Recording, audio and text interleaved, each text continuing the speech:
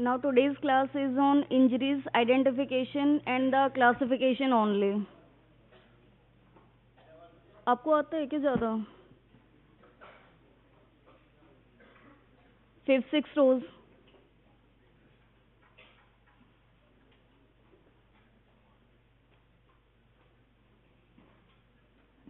फटाफट आओ, आगे बैठ जाओ.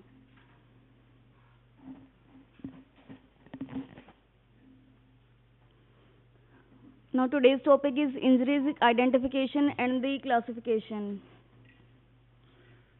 Injury is defined in the IPCs. Previously it's in the IPCs, now it's BNS, Bharatiya Nyaya Sanhita. 44 IPCs injuries definition, and now it's replaced by the 214 of the BNS. Injuries fourth row. आपको कोई problem है क्या, या कोई emergency है? Madam आप सही कह रही हो. You are continuously talking and with these 2-3 boys.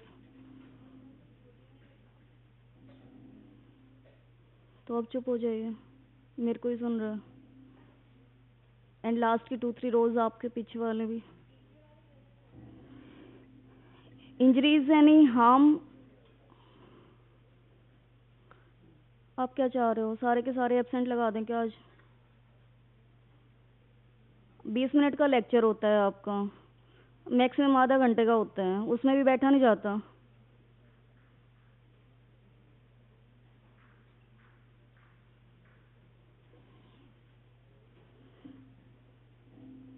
इस बार किसी की आवाज आई तो डायरेक्ट एब्सेंट ही लगेगी. इंजरीज नहीं. It's a definition of injury. It's always asked in your exams. Injury is any harm whatever illegally caused to any person in body, mind, reputation or property. It's not just simply the bodily injury. It also included the body, mind, reputation and the property. And illegal word is very important in this definition. It's not like that we are legally causes या self-inflicted injury is not included or illegally caused any harm. For example, किसी को फांसी दे दी तो हम उसको injury नहीं कर रहे हैं, वो एक कानून ने बोला है उसको, कि लॉ ने बोला है कि इसको एग्जीक्यूट करना है, तो वो लीगली है. इलीगली जो हम हार्म करते हैं दूसरों को, उसको इंजरी बोलते हैं. सिंपल लैंग्वेज में बोलें तो हम किसी को चोट लग गई तो चोट से हम समझते हैं कि सिर्फ बॉडी को चोट लगती है, बट बॉडी के साथ साथ हमारा माइंड, रेपुटेशन एंड प्रॉपर्टी भी इंक्लूडेड होती है. Next is the hurt. Hurt is defined in the 319 of IPC और 114 of the BNS is as the bodily pain, disease and infirmity caused to any person. It doesn't include the mental pain. Next is the medically, a wound or injury is a break of the natural continuity of any of the tissues of the living body. Mechanical injuries are injuries produced by the physical violences, and trauma is an injury inflicted by force on a living tissues. Next is the classification of injuries. Broadly, we classify the injuries into 3 main headings: medical classification, medico-legal classification, and the legal classification of the injuries. Now, first, medical includes, we doctors use this terminology for treating our patients. Medico-legally, we define injuries as in helping in court of law. And legal is the legal system type of injuries which were used by the legal system or defined in the BNS or in the laws. Now, first of all is the medical injuries. It's include mechanical or the physical injuries, thermal injuries, chemical injuries, and miscellaneous injuries, and injuries caused by the explosions. Now, mechanical or physical injuries. These are caused by the physical violence. First is caused by the blunt force. Next, second is the sharp force, and last is the firearm injuries caused by the firearm. These are included in the mechanical or physical injuries.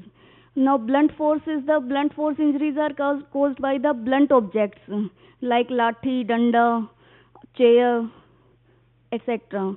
In this includes abrasion, contusion, laceration, and the fracture or dislocation. Now, fracture and dislocation was caused by the heavy blunt weapon, or for causing the fracture we need some heavy force. For causing abrasion we don't need the heavy force, but light force is needed to cause the injury.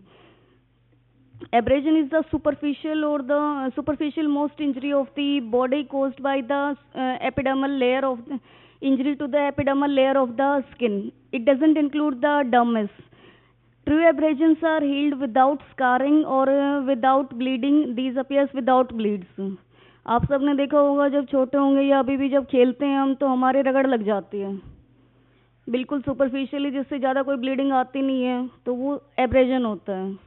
Next is the contusion. Contusion में हमारी जो epidermis है वो intact रहती है. जिसको सुना होगा ब्रूज या नील पड़ गए, तो वो ब्रूज है.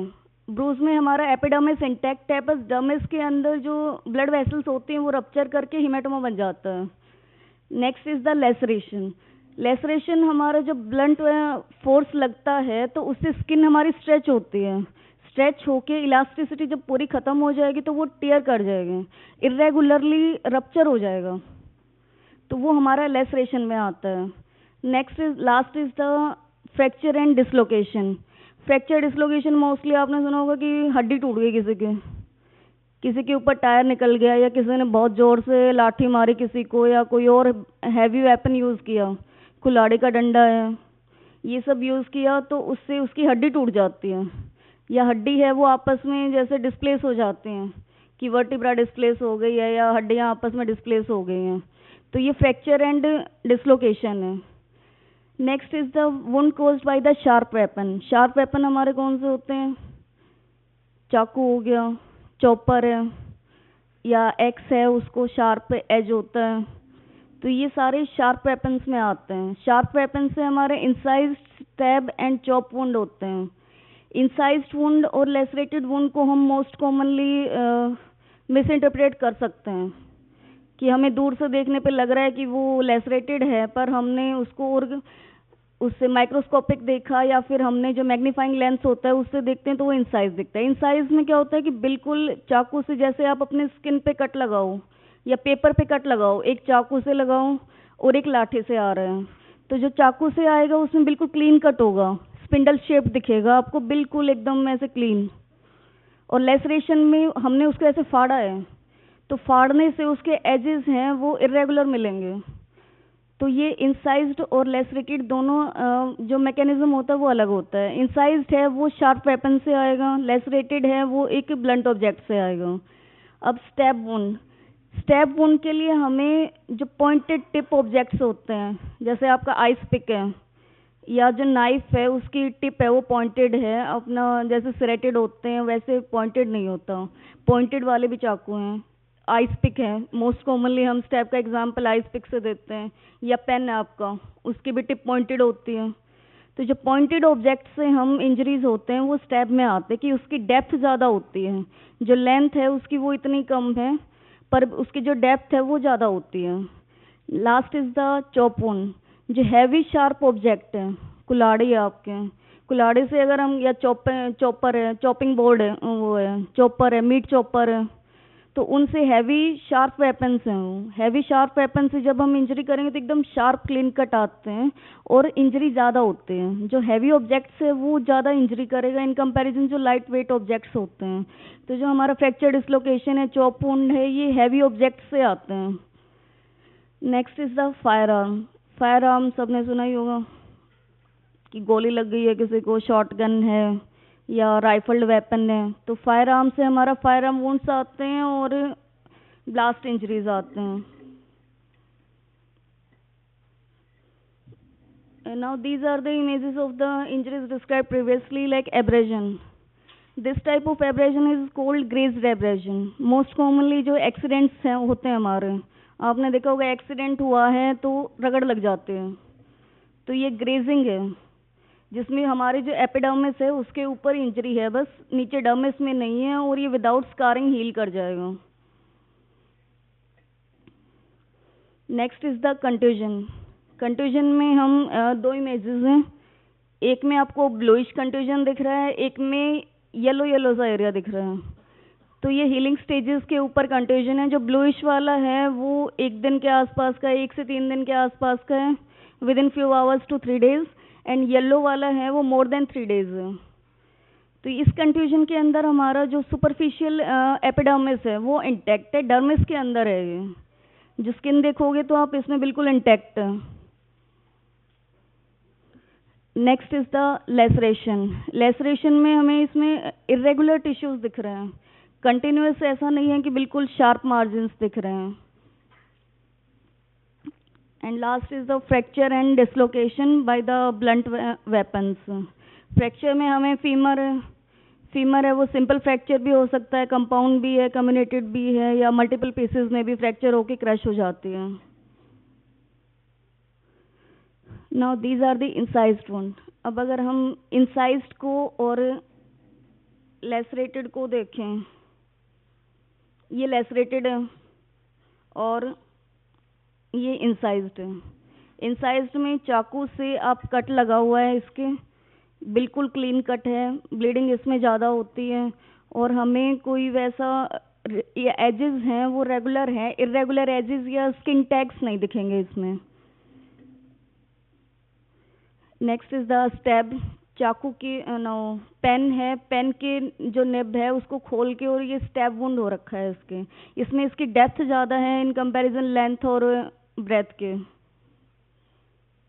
Next is the chop wound, and this is the injury caused by a firearm weapon or the muzzle imprint was seen over the wound. Exactly the replica of the muzzle was there in the skin. Now these are the mechanical injuries. Next is the thermal injuries. Thermal injuries are the injuries caused by the heat or the cold. By the cold we have frostbite, trench foot and the immersion foots, and by the heat we are the burns and the scald. Now this is the image of the showing fingers, frostbite of the fingers due to the extreme cold. आपने देखा भी होगा कि जो हमारे फौज में जवान होते हैं सियाचिन या इधर उनकी पोस्टिंग होती है तो उनको अलग से बैरक दी जाते हैं जिसमें टेम्परेचर है थोड़ा कंट्रोल्ड हो, कि उनकी बॉडी में जो हमारा कोल्ड से इंजरी है वो नहीं हो। ऐसे ही जब एक्सट्रीम हीट होती है, जैसे राजस्थान में भी है, डेजर्ट में किसी का पोस्टिंग है, तो उसको हम कंटिन्यूसली ड्रिंकिंग ऑफ वाटर के लिए बोलते हैं कि इंजरी डिहाइड्रेशन ना हो जाए। तो these are the injuries cold by the caused by the cold. Cold की वजह से हमारे जो टर्मिनल एंड आर्टरीज होते हैं या टर्मिनल वेसल्स हैं उनके अंदर ब्लड सप्लाई कम हो जाती है और वहाँ साइनोज अपीयर होते हैं आपको। Now these are the trench foot. Trench foot और इमर्जन फुट में आपको ऐसे लगेगा कि जैसे हम कई देर तक पानी में अपने पैर नहीं रखते। मोस्टली जब स्विमिंग काफ़ी देर तक स्विमिंग करते रहो या जब कपड़े धोने वाले जो होते हैं उनका बहुत देर तक पानी में रहते हैं पैर, तो सोडेंट अपीयरेंस हो जाती है पैरों के। ऐसे ही अगर हम एक्सट्रीम कोल्ड में रहते हैं बहुत टाइम तक तो हमारे ट्रेंच फुट या इमर्जन फुट होने के भी चांस हो जाते हैं। बट इंडिया में इतनी ज़्यादा कोल्ड है नहीं, ये जो वेस्टर्न कंट्रीज या यूरोपियन कंट्रीज हैं उनमें ज़्यादा है। Now these are the burns or the scald. Scald are caused by the hot liquid, like the गर्म पानी सुना होगा, बच्चे के ऊपर गर्म पानी गिर गया। बर्न्स मोस्टली जो हमारे आग लग जाते हैं, फ्लेम बर्न्स हैं, उनसे होते हैं। तो these are the burns caused by the flame injuries. And these are the scald. Main difference हमें कैसे पता चलता है कि जो हमारा फ्लेम बर्न्स होता है उसमें हमें सिंजिंग ऑफ हेयर्स भी मिलती है, but in cases of scald हमें जो सिंजिंग ऑफ हेयर है वो नहीं मिलती है। तो हम उससे और जो उनके बाकी फीचर्स होते हैं वो आपको अगले चैप्टर्स में पढ़ाएंगे। Next is the chemical injuries. Chemical injuries mostly हमारे कोरोसिव एसिड होते हैं, कोरोसिव अल्कलीज हैं। कोरोसिव एसिड्स के मोस्ट फेमस केसेस आपने सुने ही होंगे, जिसकी वजह से एसिड बैन हो गया। दीपिका पादुकोण की मूवी भी आई थी उसके ऊपर, छपाक या ऐसा कुछ नाम था। तो वो एसिड अगर किसी के ऊपर थ्रो करते हैं, इलीगल सेल ऑफ एसिड है वो बैन है इंडिया के अंदर, और उससे हमारा इंजरीज हो जाते हैं, डिसफिगरमेंट ऑफ फेस हो जाता है, या स्ट्रक्चर फॉर्मेशन की वजह से उसको डिस्फेजिया और ये सब भी हो सकता है. Next is the miscellaneous. It's include electricity और the electrocution injuries, lightning injuries, X-rays and radioactive substance injuries, and last is the explosion. Now these are the picture of hand showing the injury caused by the corrosives. And next is the electrocution injuries. These can be electrocution entry marks are there over the hands. In this image the person was holding a wire, जिसको बोलते हैं ना कि नंगा तार पकड़ लिया, कि वायर खुली हुई थी और उसको पकड़ लिया, तो वो मार्क्स हैं. Next is the lightning injuries. जो बिजली गिर जाती है तो उससे हमें आर्बोरेसेंट पैटर्न ऑफ इंजरीज मिलती है. फन लाइक और जैसे ट्री ब्रांचेस हैं वैसे इंजरी मिलेगी. Now next is the legal classification of the injuries. Legally, injuries can be simple, grievous and the dangerous. Grievous injury आप सबने सुनी होगी. ऐसी dangerous injury है और simple injury है. Simple injury को हम synonymous मानते हैं hurt से, जो हमारा 319 IPC और 114 BNS है. Grievous hurt section 320 of IPC और 116 of the BNS है. Grievous hurt के अंदर हमारा 8 clauses आते हैं, जिसमें emasculation, permanent privation of the sight of either eye, hearing, fracture or dislocation either member of joint, dislocation of the bones and tooth, and endanger the life of a person and unable to perform ordinary pursuits for 15 days. It's included in the grievous hurt. Dangerous injuries are injuries which causes imminent danger to the life of a person. For example, if a person is fighting or in the case of assault, person suffers from head injury and can leads to the death of the person immediately. These are or the breach in the cavity. These causes imminent danger. If medical support is not provided, then the death of the person is certain. Next is the medico-legal classification of injury. By medico-legally, we classify injury into 7 types. First is the suicide. Suicide की बंदा अपनी जान खुद ले लेता है. Homicide किसी और कोई और है वो बंदे की जान ले लेता है. Death of a person by another person. Accident हमने कहा होते हैं जैसे रोड साइड एक्सीडेंट्स हैं कि आप जा रहे हो, सामने से कोई बाइक वाला आ रहा है, साइड से आ रहा है, टक्कर लग गई. दोनों की कोई इंटेंशन नहीं थी चोट लगा इंजरी करने की, बट इंजरी हो गई है. Fabricated are these are the wounds, false wound. जैसे हमने एब्रेस पेकेटोरियस अप्लाई कर लिया ब्रूज को फॉल्सिकेट करने के लिए, फैब्रिकेट करने के लिए. Self inflicted injuries are injuries caused by own self, कि हमने कोई गेन लेना है जिसके लिए हम अपने ऊपर इंजरी कर लेते हैं कि हमारा असोल्ट हुआ है. तो फैब्रिकेटेड इंजरीज मोस्ट कॉमनली हमें जो हमारे एसेसिबल पार्ट्स होते हैं उनके ऊपर ही मिलते हैं. ऐसा नहीं है कि आपको सेल्फ इन्फ्लिक्टेड इंजरी है वो बैक पे मिल जाएगी या एक्सट्रीम बैक पे मिल रही है. तो जो हमारे एसेसिबल पार्ट्स हैं जिससे पर्सन खुद को इंजरी कर सकता है वहाँ पे मिलेंगे. डिफेंस वुंड कि 2 पर्सन्स की फाइट हो रही है तो डिफेंस वुंड मोस्टली हमें हमारे हाथों पे मिलते हैं कि हम खुद को बचाते हैं. तो हम सबसे पहले कोशिश करते हैं कि हमारा जो हेड है वो बच जाए या एब्डोमेन बचेगा. तो मोस्ट पोजीशन हमारी जो फिटल पोजीशन होती है वो एज्यूम कर लेते हैं. सेकंड रो.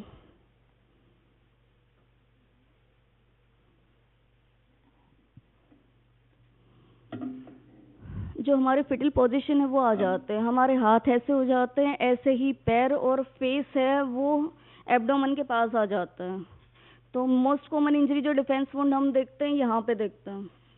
या फिर ऐसे कि कोई वेपन है तो उसको हम होल्ड करने की कोशिश करेंगे तो हमारी जो पाम के अंदर की साइड है उस पे मिलेगा. लास्ट इज द एंटीमोर्टम और the postmortem injuries. Antemortem injuries before the death of the person, postmortem injuries after injuries inflicted after the death of the person. तो एंटीमोर्टम इंजरीज के अंदर हमें वाइटल रिएक्शन मिलेगी.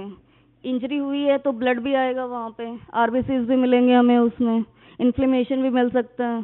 तो ये एंटीमोर्टम इंजरीज है जिसमें वाइटल रिएक्शन है.